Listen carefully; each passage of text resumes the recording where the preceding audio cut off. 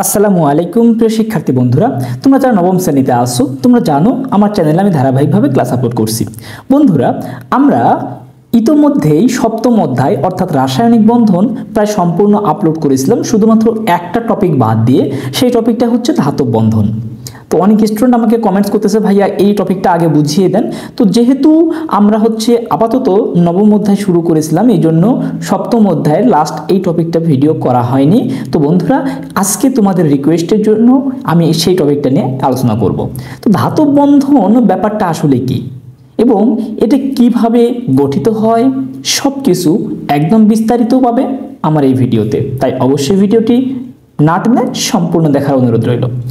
বন্ধুরা, আমরা দেখো প্রথমত আলোচনা করতেছি হচ্ছে ধাতব বন্ধন। আমরা তোমাদের বই থেকেই পড়ব এবং প্রত্যেকটা কথা বুঝিয়ে দেব। প্রথমত দেখো ধাতব বন্ধন, এখানেই একটা চিত্র দেয়া আছে। এই চিত্রের মাঝখানে দেখো দেয়া আছে, মানে লিখে দেয়া আছে সঞ্চারণশীল ইলেকট্রন। সঞ্চারণশীল ইলেকট্রন মানে যে ইলেকট্রনটা সঞ্চারিত হতে পারে। সঞ্চারিত হতে পারে বলতে কি বোঝায়? এক জায়গা থেকে আর এক জায়গায় ইলেকট্রনটা স্থানান্তরিত হতে পারে, স্থান মানে সরে যেতে পারে, সেটাকে আমরা বলবো কি সঞ্চারণশীল ইলেকট্রন। আর একটা কি ধাতব আয়ন। মনে রাখবা, পজিটিভ আয়নগুলোকে বলা হয় ধাতব আয়ন আর নেগেটিভ আয়নগুলোকে বলা হয় সঞ্চারণশীল ইলেকট্রন। অর্থাৎ যেগুলো ইলেকট্রন, আমরা জানি ইলেকট্রন ঋণাত্মক চার্জযুক্ত, এই জন্য ঋণাত্মক আয়নগুলোকে বলবো সঞ্চারণশীল ইলেকট্রন এবং পজিটিভ চার্জগুলো বা ধনাত্মক চার্জগুলোকে বলবো হচ্ছে ধাতব আয়ন। তো এখন একটু তোমাদের বই থেকে আমরা পড়ি। দেখো বলছে, আমরা আয়নিক বন্ধনে একটি ধাতু এবং অপর একটি অধাতুর মধ্যে বন্ধন পেয়েছি, আবার সমযোজী বন্ধনে দুটি অধাতব পরমাণুর মধ্যে বন্ধন পেয়ে দেখেছি। কিন্তু যখন দুটি ধাতব পরমাণু একসঙ্গে বা কাছাকাছি আসে তখন কি ঘটে? তোমাদেরকে আমি যখন আয়নিক বন্ধন এবং সমযোজী বন্ধন বুঝিয়েছিলাম, তোমরা অবশ্যই যদি না দেখে থাকো আমার পূর্বের পর্বগুলো আগে দেখে নিবে, কারণ ওইগুলো না দেখলে এইটা কিছু বুঝবে না। তো বন্ধুরা, এই যে আমাদের পূর্ববর্তী ভিডিওগুলোর প্লেলিস্ট লিংক আমার এই ভিডিওর ডিসক্রিপশন বক্সে দেয়া থাকবে, সেখান থেকে তোমরা অবশ্যই দেখে নিবে যদি না দেখে থাকো। সেখানে আমরা বলেছিলাম যে একটা ধাতু এবং একটা যদি অধাতু হয় তাহলে তাদের মধ্যে যে বন্ধনটা গঠিত হয় সেটা আয়নিক বন্ধন। দুটোই যদি অধাতু হয় তাহলে সেটা সমযোজী বন্ধন। আর একটা ধাতু এবং আরেকটা যদি ধাতু হয়, অর্থাৎ ধাতু প্লাস ধাতু যদি হয়, কখন? ধাতু প্লাস ধাতু, অর্থাৎ একটা যদি ধাতু হয় তার সঙ্গে আরেকটা পরমাণু সেটিও যদি ধাতু হয়, এদের মধ্যে যে বন্ধনটা হবে সেটাকেই বলা হবে কি বন্ধুরা? ধাতব বন্ধন। এটা হচ্ছে কি ধাতব বন্ধন। তো ধাতব বন্ধন ব্যাপারটা একটুখানি তোমরা নিশ্চয়ই বুঝে গিয়েছো। এরপর দেখো আমরা একটু পড়ি। আসলে দুটি ধাতব পরমাণু কাছাকাছি এলে তাদের পরমাণুর মধ্যে যে বন্ধন গঠিত হয় তাকে ধাতব বন্ধন বলে। আচ্ছা, ধাতব বন্ধন বা এটাকে আমরা ইংলিশে বলতে পারি মেটালিক বন্ড, কারণ মেটালিক মানে হচ্ছে আসলে ধাতু দ্বারা বোঝায়, কারণ মেটাল মানে ধাতু, সেখান থেকে মেটালিক বলতে ধাতব বোঝায়, আর বন্ড মানে তো বন্ধন। আচ্ছা, এরপরে দেখো, যেমন তামা, লোহা, অ্যালুমিনিয়ামের তৈরি জিনিসপত্র, রূপা বা সোনার অলংকার ইত্যাদিতে ধাতব বন্ধন বিদ্যমান। সহজভাবে একটা জিনিস চিন্তা করো, ধরে নাও আমরা একটা অ্যালুমিনিয়ামের কোনো জিনিস ব্যবহার করতেছি। আচ্ছা, সম্পূর্ণ জিনিসটা কি অ্যালুমিনিয়াম না? হ্যাঁ, এখন সম্পূর্ণ জিনিসটা যেহেতু অ্যালুমিনিয়ামে গঠিত, এখানে অ্যালুমিনিয়ামের লক্ষ লক্ষ কণা একত্রে যুক্ত থেকেই তো একটা বৃহৎ অণু বা বৃহৎ জিনিস তৈরি করেছে। তাহলে এই যে লক্ষ লক্ষ অ্যালুমিনিয়ামের কণাগুলো পাশাপাশি যুক্ত আছে এমনি এমনি কি? তোমরা বলবে বা বুঝতেই পারবে যে নিশ্চয়ই না, এমনি এমনি না, তাদের মধ্যে একটা আকর্ষণ শক্তি আছে। একটা ধাতব কণা এবং আরেকটা ধাতব কণার মধ্যে যে আকর্ষণ, সেই আকর্ষণটাকে আমরা বলবো কি? ধাতব বন্ধন। অর্থাৎ দুইটা ধাতুর পরমাণু, ধরে নিলাম আমরা অ্যালুমিনিয়াম যে বললাম, এই যে অ্যালুমিনিয়ামের অণু মানে অসংখ্য অ্যালুমিনিয়াম যখন এভাবে যুক্ত অবস্থায় থাকে, একটার সঙ্গে আরেকটা যুক্ত অবস্থায় থাকে, তখন সেটাকে বলা হয় ধাতব বন্ধন। আচ্ছা, আমরা জানি যে ধাতব পরমাণুর ইলেকট্রন বিন্যাসে তাদের সর্বশেষ শক্তি স্তরে সাধারণত একটি, দুইটি অথবা তিনটি ইলেকট্রন থাকে। আচ্ছা, তোমরা যদি আমার পূর্বের ক্লাসগুলো অর্থাৎ পর্যায় সারণী চ্যাপ্টারটা করে থাকো, তাহলে তোমরা একটু বুঝে যাবে যে সেখানে আমি বলেছিলাম যে আসলে ধাতু কারা। ধাতু। তো ধাতু ব্যাপারটা আসলে কি বলা হয়েছিল যে কোনো মৌলের যদি ইলেকট্রন বিন্যাসে সর্বশেষ কক্ষপথে 1 থেকে 3টা ইলেকট্রন থাকে তাহলে তারা নিশ্চিতভাবে ধাতু। 1 থেকে 3টি ইলেকট্রন, 1 থেকে 3টা ইলেকট্রন থাকলে তারা নিশ্চিতভাবে ধাতু। কখনো যদি 4 থাকে ধাতুও হতে পারে, অধাতুও হতে পারে। মানে 4 থাকলে কখনো কখনো ধাতুর মতো আচরণ করে, কখনো কখনো অধাতুর মতো আচরণ করে। এরপর যদি 5 থেকে 7 থাকে তাহলে তারা নিশ্চিতভাবে কি হবে? অধাতু। তার মানে 5 থেকে 7 থাকলে অধাতু হবে, 4 থাকলে আমরা অপধাতু বলতে পারি। অপধাতু অর্থাৎ ধাতুও না অধাতুও না, দুটোর মতোই আচরণ করে। তো এই যে ব্যাপারটা একটু খেয়াল করো, তাহলে এখানে বলতেছে আমরা জানি যে ধাতুর ক্ষেত্রে 1টা 2টা বা 3টে ইলেকট্রন থাকে। এই সব ধাতুর আকার একই পর্যায়ে অবস্থিত অধাতুর চেয়ে বড় হয়, একই পর্যায়ে অবস্থিত অধাতুর চেয়ে বড় হয়। ফলে অর্থাৎ ধাতুর আকারগুলো যখন পারমাণবিক আমরা আসলে পর্যায় সারণী যখন চ্যাপ্টারটা পড়েছিলাম, পর্যায় সারণী চ্যাপ্টারে তখন আসলে একটা টপিক দেখেছিলাম যে পারমাণবিক আকার বা পারমাণবিক ব্যাসার্ধ একটা টপিক আছে। সেটা হচ্ছে যে একই পর্যায়ের যদি বাম থেকে ডান দিকে যাওয়া যায়, বাম থেকে ডান দিকে যাওয়া যায় তাহলে পারমাণবিক আকার হ্রাস পায়। একই পর্যায়ের মৌল যেমন সোডিয়াম, তারপরে ধরে নিলাম হচ্ছে ম্যাগনেসিয়াম, তারপরে ধরে নিলাম হচ্ছে অ্যালুমিনিয়াম, এই 3টে একই পর্যায়ের মৌল। এখন সোডিয়াম একটা ধাতু, ম্যাগনেসিয়ামও একটা ধাতু, অ্যালুমিনিয়ামও একটা ধাতু। সোডিয়ামের লাস্ট কক্ষপথ 1টা, ম্যাগনেসিয়ামের লাস্ট কক্ষপথ 2টা, অ্যালুমিনিয়ামের 3টা। এইভাবে যদি আমরা দেখি তাহলে এর থেকে সোডিয়ামের থেকে ম্যাগনেসিয়ামের আকার ছোট হয়, আবার ম্যাগনেসিয়াম অপেক্ষা অ্যালুমিনিয়ামের আকার ছোট হয়। তোমরা যদি আমার ওই অধ্যায়টা করে থাকো তাহলে অবশ্যই বুঝে যাবে। তাহলে বোঝা যাচ্ছে যে সোডিয়ামের আকার সবচেয়ে বড়, তার তুলনায় ম্যাগনেসিয়াম একটু ছোট হবে, তার তুলনায় অ্যালুমিনিয়াম আরও ছোট হবে, আকারটা ছোট হবে। এখানে কিন্তু সেই কথাটাই বলেছে যে ধাতুর আকার একই পর্যায়ে অবস্থিত অধাতুর চেয়ে বড়, অথবা যেগুলো অধাতু থাকবে শেষের দিকে যেমন ক্লোরিন, ওই একই পর্যায়ের মৌল। এই যে ক্লোরিনের ক্ষেত্রে কিন্তু লাস্ট কোথায় 7টা ইলেকট্রন থাকবে, ক্লোরিন তো অবশ্যই সোডিয়াম অপেক্ষা আকার অনেক ছোট হবে। ফলে তাদের সর্বশেষ শক্তি স্তরের ইলেকট্রনের প্রতি নিউক্লিয়াসের আকর্ষণ কম হয় এবং এরা সহজে ইলেকট্রন ত্যাগ করে ধনাত্মক আয়নে পরিণত হতে পারে। ধাতুরা সাধারণত ইলেকট্রন ত্যাগ করে এবং ত্যাগ করে তারা ধনাত্মক আয়নে পরিণত হয়, মানে পজিটিভ চার্জে পরিণত হয়। এই ধনাত্মক আয়নকে পারমাণবিক শ্বাস বলা হয়। পারমাণবিক শ্বাস, পারমাণবিক শ্বাস কোনটা? এই যে দেখো বন্ধুরা, ধাতব আয়ন, বা এটাকে আমরা বলবো কি পারমাণবিক শ্বাস, এটাকেই বলা হবে পারমাণবিক শ্বাস। তাহলে দেখো পারমাণবিক শ্বাস ব্যাপারটা তোমরা নিশ্চয়ই বুঝে গেছো, অর্থাৎ ধনাত্মক আয়নটাকে বা ধনাত্মক চার্জটাকে বলা হয় কি পারমাণবিক শ্বাস। ধাতব পরমাণু থেকে ত্যাগ করা ইলেকট্রনগুলো পারমাণবিক শ্বাসের মধ্যবর্তী স্থানে মুক্তভাবে ঘোরাফেরা বা চলাচল করতে পারে। এ ধরনের ইলেকট্রনকে সঞ্চারণশীল ইলেকট্রন বলে। সঞ্চারণশীল ইলেকট্রন, যেটা আমি আগেই বুঝিয়ে দিয়েছি। আসলে এই ইলেকট্রনগুলো কোনো নির্দিষ্ট পরমাণুর অধীনে না থেকে পুরো ধাতব খণ্ডের সবকটি ধাতব আয়নের হয়ে যায়। ফলে দেখা যায় সব ধাতব আয়নই এই সঞ্চারণশীল ইলেকট্রনের প্রতি এক ধরনের স্থির বৈদ্যুতিক আকর্ষণে বিকশিত হয়। এ কারণে দুটি ধাতব আয়ন তাদের পরস্পর থেকে বিচ্ছিন্ন হতে পারে না এবং এটি হচ্ছে ধাতব বন্ধনের কারণ। অর্থাৎ ধাতব বন্ধনের ক্ষেত্রে কি হয়, আয়নগুলো খুব কাছাকাছি অবস্থান করে এবং তাদের মধ্যে একটা আকর্ষণ শক্তি থাকে এবং তারা একে অপর একটা আরেকটার থেকে বিচ্ছিন্ন হতে পারে না, আর এই কারণেই কি ধাতব বন্ধনটা গঠিত হয়। আবার ধাতুর মধ্যে এই সঞ্চারণশীল ইলেকট্রনই ধাতুর বিদ্যুৎ পরিবাহিতা, তাপ পরিবাহিতা, নমনীয়তা ইত্যাদি ধর্মের জন্য দায়ী। আমরা জানি যে ধাতুগুলো হয় বিদ্যুৎ পরিবাহী, ধাতুগুলো হয় তাপ পরিবাহী, ধাতুগুলো হয় নমনীয়, এগুলো সবগুলোই কিন্তু ধাতব পরিবাহীর জন্য বা ধাতব ধর্মের জন্যই আসলে দায়ী। তো বন্ধুরা এইবার দেখো পরের পৃষ্ঠাতে তোমাদের আর একটা টপিক আছে, সেটা হচ্ছে যে আকরিক ধাতু নিষ্কাশন এবং সংকর ধাতু। এখানে এই 3টা জিনিস কিন্তু তোমাদের বর্তমানের বইয়ে রাসায়নিক বন্ধন চ্যাপ্টারে ঢুকে দিয়েছে, অথচ এটা যদি আমরা পূর্ববর্তী বলি, অর্থাৎ যারা এবার ক্লাস 10-এ আসো, রসায়নের 10ম অধ্যায়ে এগুলো আলোচনা করা হতো। তো এখন যেহেতু তোমাদের আগের বই ঢুকে দিয়েছে, তোমাদেরকে একটু হিন্টস নিতে হবে এইখান থেকে। দেখো প্রথমত আকরিক ধাতু নিষ্কাশন এবং সংকর ধাতু, এই 3টা নিয়ে আমরা আলোচনা করব। এখন আমাদের দৈনন্দিন জীবনে আমরা নানা ধরনের ধাতু ব্যবহার করি। এসব ধাতুকে খনি থেকে আকরিক হিসেবে উত্তোলন করে লাভজনক উপায়ে সংগ্রহ বা নিষ্কাশন করে ব্যবহার উপযোগী করা হয়। দেখো প্রথমত এখানে কথাটা চলে আসছে কি আকরিক হিসেবে উত্তোলন করা হয়। আচ্ছা, আকরিক ব্যাপারটা কি সহজভাবে মনে রাখবা, যখন কোনো একটা পদার্থ অনেক কিছু মিশ্রিত অবস্থায় থাকে, ধরে নিলাম যে আমরা খনি থেকে ধরে নিলাম যে ক্যালসিয়াম পাইছি, বা ধরে নিলাম আমরা খনি থেকে অ্যালুমিনিয়াম পাইছি, বা খনি থেকে আমরা সোনা পাইছি। বিশেষ করে ধরো আমরা একটু দামি জিনিস ধরি, তো মনে করো সোনা।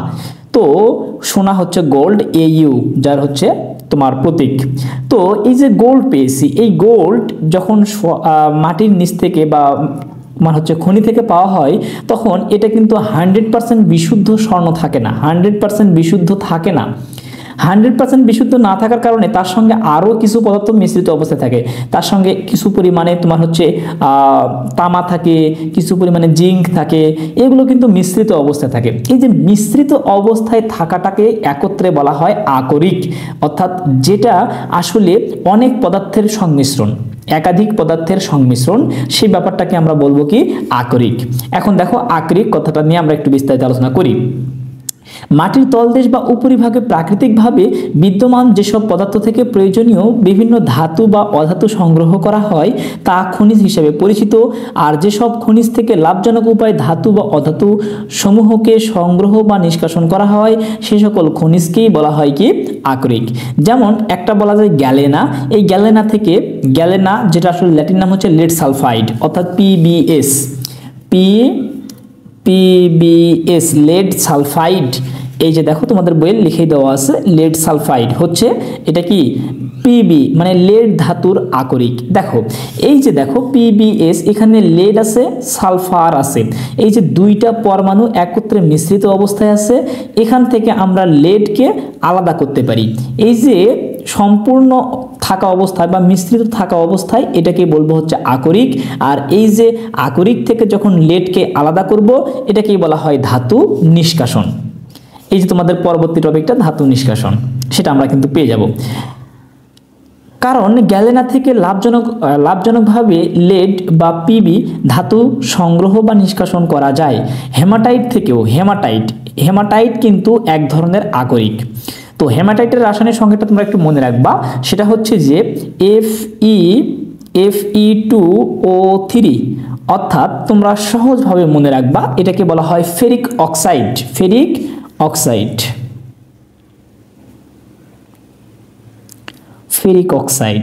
এই যে ফেরিক অক্সাইডটাকেই বলা হয় কি বন্ধুরা হেমাটাইট। একটু সহজভাবে মনে রাখবা, অর্থাৎ বাণিজ্যিক নাম হচ্ছে হেমাটাইট আর রাসায়নিক নাম হচ্ছে ফেরিক অক্সাইড। লাভজনক উপায়ে আয়রন বা লোহাকে নিষ্কাশন করা হয় তাই হেমাটাইট। আচ্ছা, আবারও দিয়ে রাখছে এখানে তোমাদের সংকেত, হেমাটাইট হলো আয়রন বা লোহার আকরিক। তার মানে কি এই যে হেমাটাইট থেকে আমরা আয়রনকে আলাদা করতে পারবো, তার মানে আয়রনের আকরিক কি হেমাটাইট। আবার লেড সালফাইড মানে গ্যালেনা হচ্ছে কিসের আকরিক, এই যে লেডের আকরিক হচ্ছে গ্যালেনা, অর্থাৎ কে কার আকরিক এখান থেকে তোমরা জানতে পারতেছো। এটা কিন্তু পূর্ববর্তী রসায়ন বইয়ে একটা চার্ট ছিল, তোমাদের বইয়ে খুব সম্ভবত একটা চার্ট দেয়া আছে ছোট্ট করে, তোমরা সেখান থেকে আমি পরের পৃষ্ঠে দেখিয়ে দিচ্ছি, তোমরা অবশ্যই সেখান থেকে মুখস্থ করে নেবে। এরপর দেখো ধাতু নিষ্কাশন। আমরা জানি যে সব ধাতুর সক্রিয়তা একরকম নয়, সব ধাতু কিন্তু একই রকম সক্রিয় হয় না। কিছু ধাতু কম সক্রিয়, কিছু মোটামুটি সক্রিয়, আবার কিছু ধাতু অধিক সক্রিয়। সে কারণে বিভিন্ন ধাতুর ধর্মও বিভিন্ন হয়ে থাকে। এসব ধাতুর মধ্যে কিছু ধাতু মুক্ত অবস্থায় থাকে, আবার কিছু ধাতু তাদের সংশ্লিষ্ট আকরিকের সঙ্গে যুক্ত অবস্থায় থাকে। যে পদ্ধতিতে ধাতুকে তার সংশ্লিষ্ট আকরিক থেকে নিষ্কাশন করা হয় তাকে বলা হয় ধাতু নিষ্কাশন, যেটা আমি আগেই বলে দিয়েছি। অর্থাৎ আকরিক থেকে, এই যে যেমন আমরা হেমাটাইট বললাম, হেমাটাইট থেকে যখন আমরা আয়রনকে আলাদা করব তখন সেটাকে বলবো হচ্ছে ধাতু নিষ্কাশন। এই ধাতুগুলোকে আকরিক থেকে পৃথক করতে নির্দিষ্ট কোনো প্রক্রিয়া নেই, মানে কোনো নির্দিষ্ট একটা প্রক্রিয়া নেই, আসলে কয়েকটা উপায়ে আমরা এটা আলাদা করতে পারি বা নিষ্কাশন করতে পারি। সেই কারণে ভিন্ন ভিন্ন ধাতুর নিষ্কাশন প্রক্রিয়াও ভিন্ন। যে সমস্ত ধাতু খুব কম সক্রিয়, যেমন সোনা, প্লাটিনাম, রূপা, এদেরকে কখনো কখনো প্রকৃতিতে বিশুদ্ধ অবস্থায় পাওয়া যায়। এগুলো আসলে খুবই কম সক্রিয়, কারণ এগুলো অনেকটা মুদ্রা ধাতু নামে পরিচিত। এগুলো কম সক্রিয় হওয়ার কারণে এগুলো আসলে অনেক সময় বিশুদ্ধ অবস্থাতেই পাওয়া যায়। আবার অধিক সক্রিয় ধাতুগুলোকে তাদের অক্সাইড, সালফাইড, নাইট্রাইট, কার্বনেট ইত্যাদি যৌগ হিসেবে প্রকৃতিতে পাওয়া যায়। এখানে ইম্পর্টেন্ট একটা কথা বলছে যে অধিক সক্রিয় ধাতু, ধরে নিলাম অধিক সক্রিয় একটা ধাতু হচ্ছে ধরে নিলাম সোডিয়াম, তাহলে সোডিয়াম কিন্তু একটা অধিক সক্রিয় ধাতু, তো সোডিয়ামের সঙ্গে যদি অক্সিজেন যুক্ত করে তাহলে উৎপন্ন হলো সোডিয়াম অক্সাইড। এরপরে কি সোডিয়াম সালফাইড আকারেও থাকতে পারে, বা আমরা পটাশিয়াম যদি বলি তাহলে পটাশিয়াম অক্সাইড থাকতে পারে, পটাশিয়াম সালফাইড আকারে থাকতে পারে, তারপরে পটাশিয়াম নাইট্রেট আকারে থাকতে পারে। দেখো এখানে তোমরা দেখতে পাচ্ছো যে পটাশিয়াম সালফাইড আকারে থাকতে পারে, তারপরে পটাশিয়াম নাইট্রেট আকারে থাকতে পারে, KNO3 পটাশিয়াম নাইট্রেট আকারে থাকতে পারে। এরপরে ধরো আরেকটা দিয়ে দিচ্ছে কার্বনেট, তাহলে পটাশিয়াম কার্বনেট আকারে থাকতে পারে, K2CO3 পটাশিয়াম কার্বনেট আকারে থাকতে পারে। অর্থাৎ এগুলো হচ্ছে কি আকারে থাকতে পারে। আমি শুধুমাত্র পটাশিয়াম দিয়ে দেখিয়ে দিলাম। এভাবে যে কোনো সক্রিয় ধাতুগুলো এই অবস্থায় সাধারণত থাকে বা পাওয়া যায়। যৌগ হিসেবে প্রকৃতিতে পাওয়া যায় এসব সক্রিয় ধাতুগুলোকে আকরিক থেকে পৃথক করতে বিভিন্ন পদ্ধতি অনুসরণ করা হয়, যেমন বিজারণ একটা পদ্ধতি, তড়িৎ বিশ্লেষণ একটা পদ্ধতি। এই পদ্ধতিগুলো নিয়ে তোমাদের বর্তমান কারিকুলামে আলোচনা করা নাই, তবে আমার বিশ্বাস তোমাদের এই যেহেতু তোমরা দশম শ্রেণীতে আবার নতুন একটা বই পেয়ে যাবে, আমার বিশ্বাস সেখানে অবশ্যই এগুলো নিয়ে তোমাদের একটা সম্পূর্ণ টপিক বা অধ্যায় থাকবে, যেখানে জারণ, বিজারণ এবং তড়িৎ বিশ্লেষণ নিয়ে আলোচনা করা হবে। তো এটা নিয়ে আমি অবশ্যই সেই ক্লাসে আলোচনা করব। আমার বিশ্বাস যে অবশ্যই সেই ক্লাসে এটা একটা সম্পূর্ণ ব্যাপার থাকবে। ধাতুগুলোকে তাদের আকরিক থেকে পৃথক বা নিষ্কাশন করার জন্য আকরিককে চূর্ণ, বিচূর্ণ, ঘনীকরণ, বিশুদ্ধকরণ ইত্যাদি বেশ কিছু ধাপ সম্পন্ন করতে হয়। প্রত্যেক ধাতুর ধর্ম বা বৈশিষ্ট্যের উপর ভিত্তি করে সেই ধাতুগুলোর জন্য উপযোগী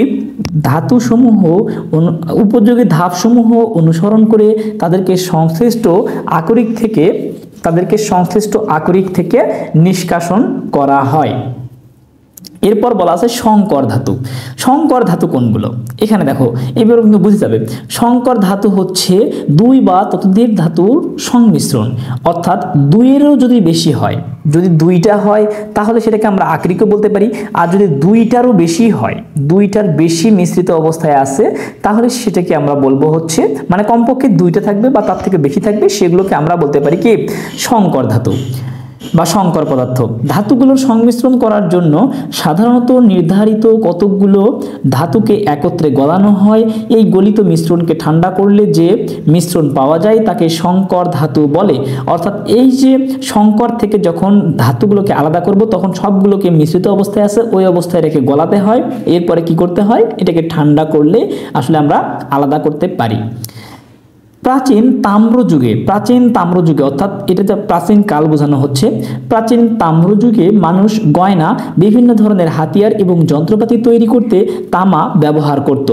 এই তামা বা কপার নরম ধাতু বলে সেগুলো বেশি দিন কার্যকর থাকতো না। তামা এবং কি কপার এগুলো কিন্তু তামা বা কপার একই কথা, মানে কপার যেটা সেটা আসলে তামা। তো এই যে কপার বেশি দিন কিন্তু থাকতো না, কারণ কপার একটা নরম ধাতু। তোমরা জানো যে কপারের আসলে তার পাওয়া যায়, মানে ইলেকট্রিক তার পাওয়া যায়, সেগুলো দেখবে অনেক নরম কিন্তু, অর্থাৎ তারগুলো খুব সহজেই ভাঙা যায় বা কাটা যায়। সেজন্য সেই প্রাচীনকাল থেকেই কপার এর সঙ্গে টিনকে গলিয়ে মিশ্রণ তৈরি করে পরবর্তীকালে সেই মিশ্রণকে ঠান্ডা করে ব্রোঞ্জ তৈরি করা হয়। তাহলে এখান থেকে একটা জিনিস মনে রাখবা, ব্রোঞ্জ হচ্ছে একটা সংকর ধাতু। এই সংকর ধাতুটা কিসের সমন্বয়ে গঠিত? এই যে কপার এবং কি টিন, কপার এবং টিনকে মিশ্রণ করে বা মিশিয়ে একত্রে মিশ্রিত করে গলিয়ে সেখান থেকে ব্রোঞ্জ তৈরি করা হয়। তার মানে ব্রোঞ্জটা আসলে আলাদা কোনো কিছু নয়, ব্রোঞ্জটা হচ্ছে কি সংকর ধাতু, যে সংকর ধাতুর মধ্যে কপার এবং টিনটা কি অবস্থায় আছে? মিশ্রিত অবস্থায় আছে। ব্রোঞ্জ হচ্ছে এক প্রকার সংকর ধাতু। এই ব্রোঞ্জ দিয়ে বিভিন্ন ধরনের হাতিয়ার, যন্ত্রপাতি তৈরি করা হয়ে থাকে। এটা একটু মনে রাখবা এমসিকিউর জন্য। এরপরে দেখো, এভাবে লোহার সঙ্গে কার্বন মিশিয়ে যে সংকর ধাতু তৈরি করা হয় তাকে আমরা বলে থাকি স্টিল। আমরা যে স্টিলের তৈরি বিভিন্ন আসবাবপত্র ব্যবহার করি এগুলো কিন্তু আলাদা কিছু নয়, এগুলো আসলে কি লোহার সঙ্গে কার্বন, অর্থাৎ লোহা এবং কার্বনকে একত্রে মিশ্রিত করলে আমরা পাবো কি স্টিল। মনে রাখবা। তাহলে ব্রোঞ্জ হলো কপার এবং টিন, আর স্টিল হলো লোহা এবং কি কার্বন। আমাদের দৈনন্দিন জীবনে যে ছুরি, কাঁচি ব্যবহার করি তা স্টিল দিয়ে তৈরি। এছাড়া স্টিল দিয়ে বিভিন্ন ধরনের ধরনের কৃষি যন্ত্রপাতিও তৈরি করা হয়। আবার লোহার সঙ্গে কার্বন, নিকেল এবং ম্যাঙ্গানিজ ক্রোমিয়াম মিশিয়ে স্টেইনলেস স্টিল তৈরি করা হয়। তোমরা অনেকেই আসলে এটা সঙ্গে পরিচিত আছো যে বিশেষ করে রান্নার কাজে দেখবে যে আমরা অনেক জিনিসপত্র কিনে থাকি যেগুলো আসলে স্টেইনলেস স্টিল, অর্থাৎ মরিচা যাতে পড়ে না এমন স্টিল। এই যে মরিচা পড়ে না এমন স্টিলগুলো আসলে কিসের সংমিশ্রণে তৈরি হয়? কার্বন, নিকেল, ম্যাঙ্গানিজ আর কি ক্রোমিয়াম, এই যে চারটা কার্বন, নিকেল, ম্যাঙ্গানিজ, ক্রোমিয়াম, এই চারটা সংমিশ্রণে, চারটা ধাতুর সংমিশ্রণে একত্রে তৈরি হয় কি স্টেইনলেস স্টিল, অর্থাৎ যেগুলোতে সহজে মরিচা পড়ে না। তোমরা জানো যে স্টিলে আসলে দীর্ঘদিন থাকলে মরিচা পড়তে পারে, কিন্তু স্টেইনলেস স্টিল যেগুলো সেগুলোতে কখনোই মরিচা পড়ে না। রান্নার পাত্র এবং রান্নার কাজে ব্যবহার করা হয়ে থাকে বিভিন্ন সামগ্রী জিনিস, মানে বলছে বিভিন্ন চিকিৎসা সরঞ্জাম এবং অস্ত্রোপচারের সরঞ্জাম তৈরিতে স্টেইনলেস স্টিল ব্যবহার করা হয়ে থাকে, কারণ স্টেইনলেস স্টিলে কখনোই মরিচা ধরে না বলে এগুলোর ক্ষেত্রে এটা ব্যবহার করা হয়ে থাকে। পাশের টেবিলে কয়েকটি পরিচিত সংকর ধাতুতে ব্যবহৃত বিভিন্ন উপাদান এবং পরিমাণ উল্লেখ করা হলো। দেখো বন্ধুরা, তোমাদের পাশে এখানে একটা চিত্র দেয়া আছে, চার্ট দেয়া আছে। এই চার্ট থেকে তোমাদের আসলে অনেক কিছু মুখস্থ করতে হবে। সংকর ধাতু, উপাদান এবং পরিমাণ। দেখো ব্রোঞ্জ আমরা জানি যে ব্রোঞ্জ হচ্ছে কপার এবং টিনের সমন্বয়ে গঠিত। এখন তোমাকে মনে রাখতে হবে কি জানো, যে ব্রোঞ্জে আসলে কত পার্সেন্ট কপার থাকে এবং টিন কত পার্সেন্ট থাকে। এরপর স্টিল হচ্ছে এই যে আমরা একটু আগে পেলাম স্টিল, যেটা আমরা কি কার্বন এবং কি লোহা। তাহলে লোহা থাকে কত পার্সেন্ট? 80 থেকে 99%, আর হচ্ছে 1 থেকে 2% এটা থাকতেছে কি কার্বন। এরপরে মনে রাখবা স্টেইনলেস স্টিল, যেটা আমরা এই যে বললাম যে চারটা পদার্থের সমন্বয়ে গঠিত হয়, সেই চারটা পদার্থ আসলে কত পরিমাণে থাকে? এই যে লোহা থাকে 72 থেকে 74%, এরপর ক্রোমিয়াম থাকে হচ্ছে 17 থেকে 19%, এরপরে নিকেল থাকে হচ্ছে 7 থেকে 9%, আর খুব অল্প পরিমাণে কার্বন, সিলিকন ইত্যাদি যুক্ত রয়েছে। অর্থাৎ এই জায়গা থেকে চারটা তোমাদেরকে মুখস্থ করতে হবে। তো বন্ধুরা, এই ছিল তোমাদের এই যে আকরিক এবং ধাতু নিষ্কাশন এবং সংকর ধাতু সম্পর্কে আলোচনা এবং ধাতু বন্ধন সম্পর্কে আলোচনা। তো সম্পূর্ণ ক্লাসটি তোমরা আসলে বুঝেছো কিনা সেটা অবশ্যই আমাকে কমেন্টসে জানিও। আর যদি ক্লাসটি তোমাদেরকে ভালো লেগে থাকে তাহলে বন্ধুদের মাঝে অবশ্যই বেশি বেশি শেয়ার করে দিও, কারণ তোমাদের একটি লাইক, একটি কমেন্টস এবং একটি শেয়ার আমাকে ভিডিও করার অনেক বেশি অনুপ্রেরণা দেয়। পরবর্তী পর্ব দেখার আমন্ত্রণ রইল। ধন্যবাদ।